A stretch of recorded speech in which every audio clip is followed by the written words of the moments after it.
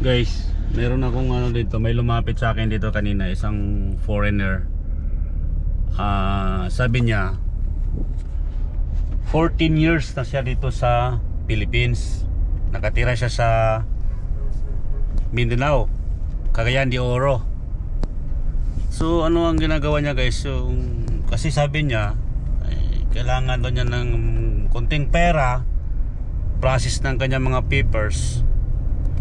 Siguro mga kailangan niyang documents siguro para makabalik na siya sa country niya. Nang ano, nang hihingi na parang naman nanghihingi ng pera, something sabi niya coins lang daw, coins. Kunting maliit lang daw na halaga, sabi niya. So kawawa no, nakakaawa. Kasi siguro di na, baka may Filipina or girlfriend siya ditong Pinay sa atin. Di natin alam kung anong totoong story ng buhay niya, kung bakit ganoon siya na nanghihingi na lang siya. So mga taxi driver, mga driver na nilapitan niya, humingi siya ng pera, konting barya. Iba hindi nagbibigay. Taxi driver siyempre foreigner ka, parang hindi ano naman na parang isang foreigner manghingi ng parang namamalimos, di ba? So ikutan ko siya, sana makita ko siya uli kasi gusto ko siyang makausap. Kasi sandali lang kami nagkwentuhan eh. Binigyan ko siya ng konting maliit lang naman pera.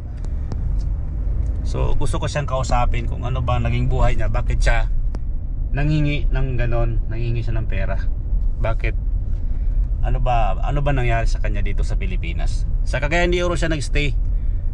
So doon siya nakatira sa Cagayan de Oro dati. Ngayon nandito siya sa Manila.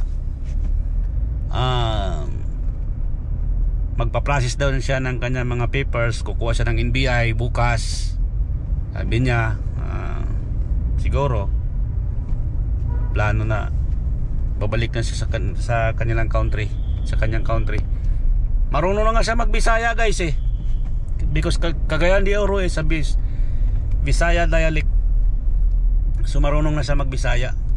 Sana makita natin si brother at kakunti lang tatanungin ko lang siya ng konti kung anong naging buhay niya dito, bakit siya naging ganon, bakit siya nanghihingi na lang siya ng pera. Alright, sana makita pa natin. Amigo, Hello. what are you doing? Yeah, Hey. I'm just recording. Hey, my friend. Yeah, what is your friend? What is your name? You call me just Puppet, my friend. Puppet from Cagayan de Oro City. Yeah. By the way, did you eat? I'm not eat, my friend. Okay. I need to budget everything, my friend. If you take a room here, it's very expensive. How Not like in Cagayan. do you have a girlfriend here in the Philippines? I must have before many time girlfriend, but not all the time. Only sometimes because the magnetic combination is different. Yeah. Many humans, like I'm a master for brain power, like dreams. Yeah. Many people like we now is together here connect, yeah? Yeah. So that we stay here like it's our this time the destinies, but also different. And many people is very different, but many they also each other connect and like the weather, like a one Gabon, another Gabon there that moves worldwide. So but many humans also even Filipinos. Yeah. They are like it's from the experience, yeah? Like Filipino is. Yes. They was never in the America, never in Europe, but they are like Americano in always. Yes, and then I get a lot of money from them. That's Dreamcatcher, because I cannot that brain to brain connect back. This is the past, this is the center, this moment, yeah? But one shot is there already. Connect able how the spaces in the brain growing. So what you're doing in Cagayan de Oro? Do you have a business in Cagayan de Oro? I'm that what I'm in the moment explain, Dreamcatcher. But I'm doing also before like geometric perfect profiles where you can read the ruler, the profiles like a ruler, and you oversee, begin to oversee. And automatic also more in the dream you see. But if you have the will to understand how the ruler works, like how you drive the things here, it will be also after a long time somewhere a result come that you can see in the dream the future, because it takes a special profile of concentration Yeah. Because you have the willow, you doesn't have. Yeah, it's a different than also the growing here. Yeah. Yeah, that's in the next streams you see the difference, and then you begin to what is the difference, and then you see it's going like every week another profile. Because you can, but you can reading, it's already passed and it comes to new profiles, and then you need to again to sing, to sing until it gets a circle. Okay. Yes. So tomorrow you're going to NBI. Yes. So process your papers. Yeah, it's already processed. I need to pick it up alas 8, alas 9, and then I need to go to other By the way, what's your nationality? I'm normally a German, but I German? have Turkish paper. Okay. I want to smoke this. No. I think I want to do that. there's a specific place to smoke here in the... I don't want to smoke. Yeah. I want to do that paper here somewhere else. Because I'm looking to you because I feel something to give you another, maybe small money to... Except to the volume, my friend. I'm still here. I will be not die. That's sure. Also, I am so as the Filipinos. Yeah. They are normalists. They are all connected. Like I have many spaces here. Yeah. Able themselves already grow is. Like it's automatic grow. You doesn't can change. Yeah? I will be automatic, so see. I will be already seeing the dream. That comes the next brand at the right timing. Okay. Like it's a circle and the circle closed. Yeah. Like it open and closes. Yeah. It's a brain, so that's everybody so is. But now what is if you die is? If you die is the brain take a copy from ourselves, but only if your heart is. Like it's a living copy in the dream, like digital world. Like if you die the brain lost. But in the brain of other humans, there also somewhere the same circle is. There's somewhere the same program. Okay. By the way, friend, I have to go because my boss is already text me. So. But you can. I don't see the picture. Yeah. You can see that. Yeah. You can try to understand what I'm talking.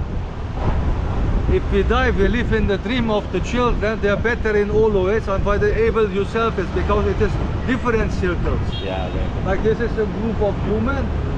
This is a circle of dreams. Yeah, and this is another group. Is a circle. That is also a lifelong circle is, or worldwide circle is. You need to do all the things exactly to figure out. Okay. Sorry, my friends. Yeah. Take care. The dream I have to go. Like the brain have two sides. The one side is what you saw navigate, and the other side is digital. Yeah? Thank you. Correct, my friend. Yeah. So guys, yun yung foreigner na sinasabi ko sa inyo na nanghingi ng pera kanina. So binigyan ko siya. Ngayon nananap ko ulit, binigyan ko siya ulit ng pera kasi naawa ko sa kanya.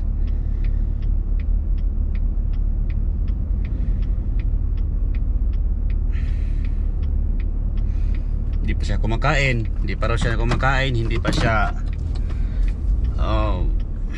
ngayon naghahanap siya ng istihan, mag-stay daw siya ng pinaka cheapest na yung mumurahin lang daw na hotel, sabi niya. So I don't know if he's telling me the truth, but bahala siya, basta binigyan ko siya as ginawa. Ang kumaga is tumulong tayo, nasa kanya na yun kung anong gagawin niya. Kung nagsasabi siya ng totoo o hindi, nasa kanya na yon. Basta importante tayo ay tumulong, diba? Mapa Pinoy man yan or ibang lahi, tulungan natin kung mayroon tayong pangtulong. Huwag natin ipagdamot, guys, kasi darating ang araw na mangangailangan din tayo ng tulong. Hindi naman lahat ng oras sa atin. Kumbaga, ang agos ng buhay, hindi lagi sa atin kumbaga pumapabor. Minsan sumasalungat din yung agos ng buhay. So kung mayroon kang konti, whether nagsasabi man siya o ng totoo o hindi, tulungan natin. Kasi baka masabi natin sayang, dapat tinulungan ko siya, di ba?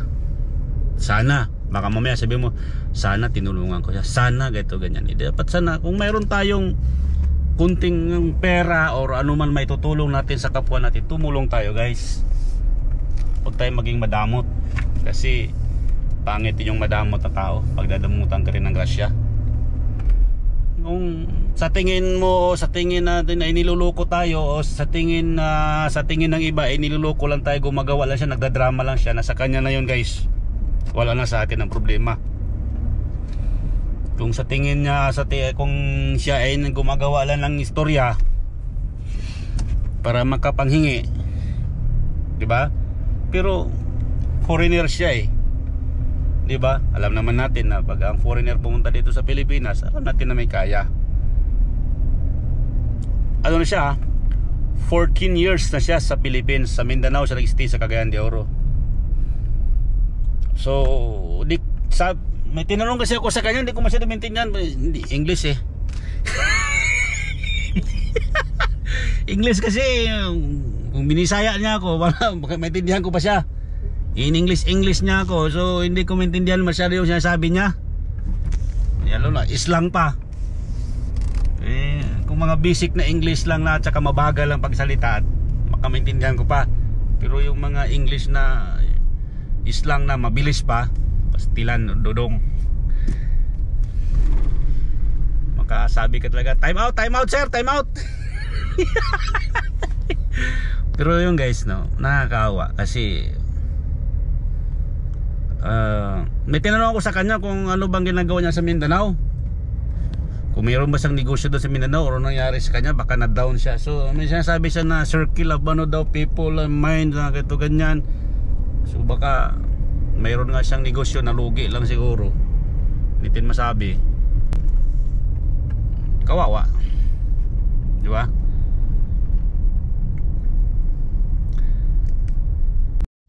So yun po mga idol, yung tao, yung foreigner kanina, kasi humihingi siya sa mga driver, nilalapitan niya, taxi o private vehicle man yan, nilalapitan niya, humingi siya nangingi ng konting barya. Tapos sa mga establishment na ganyan, yung mga food chain, mga like for example yung McDonald's, pumasok siya, nakita doon kayo, nakita ko na pumasok siya sa McDo, humingi, pumunta sa counter, humingi ng siguro konting barya, kung baka sakali na may magbibigay sa kanya, lumapit siya sa counter. Tapos lumabas na naman siya. Basta pag mayroong nakahintong sasakyan, nilalapitan niya, taxi, private vehicle man yan, nilalapitan niya, humingi siya ng konting barya. So doon sa pagkakaintindi ko sa kanya is yung nga, nangingi siya ng kasi wala pa daw siya kain, naghanap din siya ng kailangan din ng pera para makapag-check-in siya sa medyo yung murang hotel, sabi niya, kasi taga Mindanao siya eh. Galing siya ng Cagayan de Oro, nagpunta siya dito sa Manila, nagpa-process daw siya ng kanyang mga papers. So yung kanyang NBI clearance tomorrow is kukunin na raw niya. Tapos yun nga, based sa pagtanong ko sa kanya, siya ay isang German national. Pero sabi niya, Turkish ba, sinabi siyang Turkish eh. So ano ba yun? Masa kasi alam nyo guys, hindi ko masyado maintindihan kasi English eh. Hirap na mag-intindi kasi mabilis siya. Tapos islang. So hirapan ako mag-intindi sa kanyang sinasabi. Kung binisaya niya ako, sigurado magkasabot kay marunong siya magbisaya guys, nakakaintindi. Sabi niya, kasulti gamay Bisaya, sabi niya, gamay. So bisipin mal konti lang daw, nakakapagsalita siya ng konting Bisaya, sabi niya sa akin.